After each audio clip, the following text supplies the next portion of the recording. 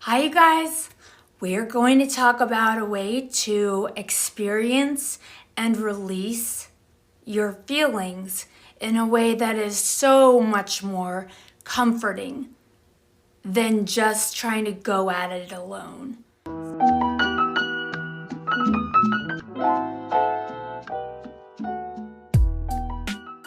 My name's Susan. Welcome to my channel. If you're new here, please subscribe. Thumbs up, share, anything like that helps so much to get these videos out there. I was born clairvoyant. I had a near-death experience in 2017 in which I merged with the energy known as God, and now I mentor other women through their spiritual awakenings. So back to our topic. You guys might or might not know, I make my videos based off of my personal spiritual experience, my personal practice, and what I'm constantly learning in my own life. And so this actually just happened to me on holiday, and I want to share this with you. Before I left for vacation with my kids, I had a health scare. And I did not realize I was doing this because I was so busy, as so many of us are. I was busy packing, I was busy planning out the food, packing my kids, making sure I had everything I needed from their dad's house, and getting all my medicine together. You know, all the stuff we do to take care of something to go away for a week. And I hadn't realized that I'd taken this health scare and shoved it down. And by now, if you're watching this channel, we've pretty much all heard some version of there's no way around but through regarding our emotions or regarding an experience we're going through. There's no escaping these things. Like what I did by pushing something down, that doesn't mean it's gone. It just means it's been tamped down and is pressurizing without me even realizing. Unless we allow ourselves to, like an open tube, experience and live out and live through our reactions and emotions and feelings, they literally stuck and gunk up on our insides. And that truly does distort the entire lens through which we see everything. So my first point is, it's so easy to do. And so many of us are doing it without even realizing it. And I'm someone who is always on the lookout for this because I know myself, and I have for decades stuffed instead of allowed. And so I swim every other day. And I used that time meditatively. I was in the pool. I was in Florida. It was beautiful. I was relaxed. The water was warm. And when I'm doing something that somewhat takes my attention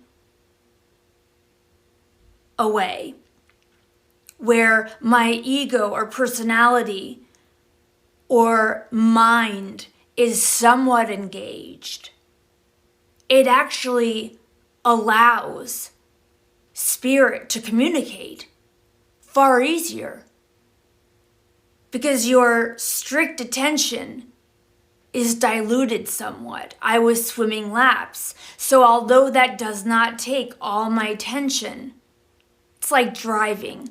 It doesn't take all my attention, but it does take some. I get great intuitive hits when I'm doing something like that. And it could be swimming, could be walking in the woods, it could be driving, It could be showering. But that actually happened. And I got a great intuitive hit. And of course, I went with it, as I hope you do too, because that's the only way you're going to see for yourself how valid, validating, and tangible this inner knowing really is. But I had the thought, allow yourself to think about this health situation, but call on the Miriam. And for those of you who don't know who the Miriam are, they are twin angels. And they are said to have comforted Mary Magdalene when she went into Jesus' tomb and found him passed away. One of them was at his head, one of them was at his feet, and I don't know much more about them other than that. But they are called the Miriam. And what I want to add here, for those of you who are new, this might sound a little bit out there, but I believe that within our higher selves, so I'm not talking about within this body and in this personality, this tiny portion of myself that goes by the name Susan in this time space, but I'm talking about my greater being. I believe that my higher self contains essences or molecules or however you want to express it, but that my higher self contains the essences of many other beautiful celestial beings. And for those of you who are familiar with this concept, I want you to take this into account. So when I was intuitively called to ask the Miriam to come in and help me, it made special sense knowing that a part of my higher self is Mary Magdalene. They are two angels I never really had gotten to know. I hadn't deeply established a relationship with them, but then this beautiful moment came along. And it was the ideal circumstances to do just that.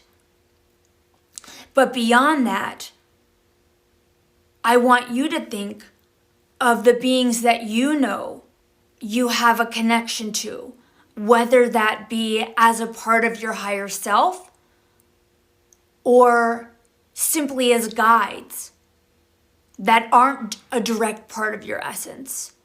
The Miriam are not a direct part of my essence, but I have a limitless history with them.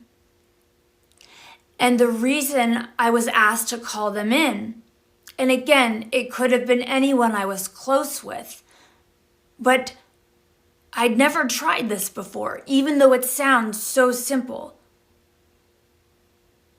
I was asked to call them in and then to purposely think of this health situation.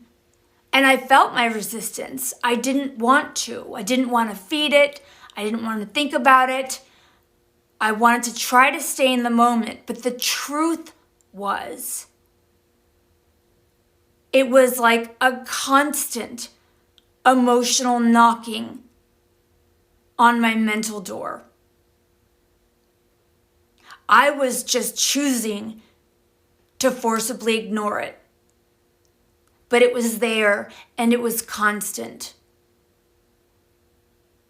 And I hadn't allowed myself to experience my genuine reaction to it. So the intuitive guidance I got was to call in the Miriam, who I have a connection with, and to let them hold me and support me while I allowed myself to be overcome by the emotions connected to this health situation. And I have to tell you, again, I know this sounds simple, but this shocked me. I was not expecting what happened to happen. When I followed instructions like I always do, even though I don't want to most of the time, I absolutely surprised myself by immediately, pretty aggressively crying and shaking. And I was really grateful, and obviously this is no coincidence, but I was really grateful I was in the pool. Nobody could tell that I was doing either of these things. And like I said, that was no coincidence. And there's no way I could have done that like in the house with my parents and my kids. I couldn't have had this session of furious crying and shaking and fear without somebody overhearing or somebody worrying. But my guides knew I needed to expel this pent-up, forcibly ignored energy. And the only way to do that, like I said in the beginning, the only way around is through. So they picked a very appropriate time for me to allow those emotions to bubble up and pass through, to honor them, and to thereby honor myself. Like, it's okay. I am afraid. It's okay. That's a normal human reaction. I am at liberty to feel that way. And it's not a mark on my character or my spiritual progress or not. And it took quite a while for this to, it almost felt like an exorcism that I didn't know I needed. I was so busy. I know most people think of vacations as being relaxing and chill, but for me as a single mom with my 2 kids and 2 very special kids, vacation for me is like go, go, go, go, go. And I was able to keep this up by keeping so busy. I was able to fool myself into that forcible ignoring by keeping so busy. And thankfully, my guides knew better, knew when, and knew how. And I wanted to pass this along to you guys so that you could try. Of course, you'll want to do the same thing, pick an appropriate time and space and an appropriate celestial being. But I have to tell you, even as I cried, the love I felt was undeniably powerful. I did feel wrapped by them, enwrapped in unconditional love. I felt that my every emotion was absolute divine perfection. And if I had gone at this alone some other time, I can guarantee you the process would not have gone that smoothly. And there would have been more self-judgment in the process than if I had this unconditionally loving help from the Miriam. So give this a try. Let me know what you think, please. I'd love to hear if this helped and how this helped. I love you guys, and I'll see you next week.